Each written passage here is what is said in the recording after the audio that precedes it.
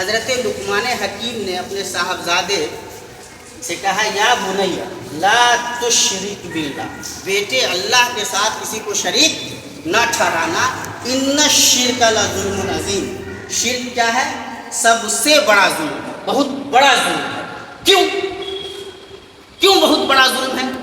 اللہ تبارک و تعالیٰ کا مقام یہ ہے کہ صرف ایک اللہ کی عبادت ہے، اس سے بڑا کسی کو نہ سمجھا جائے، اس کا کسی کو ضرورت مند نہ سمجھا جائے، اس سے مانگنے کے معاملے میں بیچ میں کسی کو نہ لایا جائے، صرف اسی کو سجدہ کیا جائے، صرف اسی سے مدد طلب کی جائے۔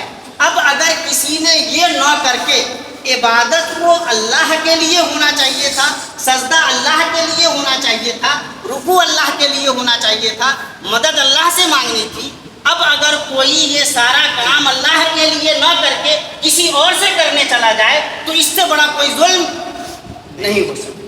اللہ کا جو مقام تھا وہ مقام آپ نے کسی دوسرے انسان کو دے دیا، اس کا مطلب یہ ہے کہ آپ سب سے بڑے ظلم کے شکار۔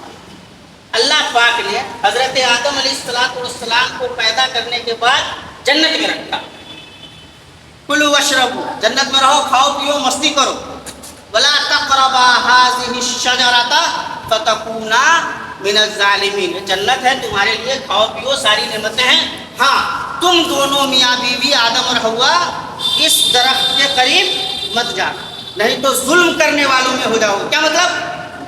اب جو کہا جا رہا ہے وہ نہیں کرو گے، جو جہاں رکھنا تھا وہاں نہیں رکھو گے تو ظلم ہو جائے گا۔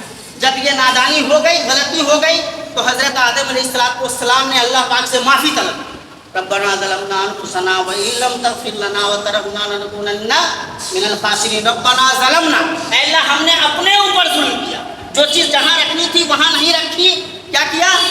ظلم کیا، خود کے بارے میں ناانصافی کی، اے اللہ ہم نے اپنے اوپر ظلم کیا ہے، اور اگر تو نہیں بخشے گا تو ہم یقینی طور پہ گھاٹا اٹھانے والوں میں ہو جائیں گے۔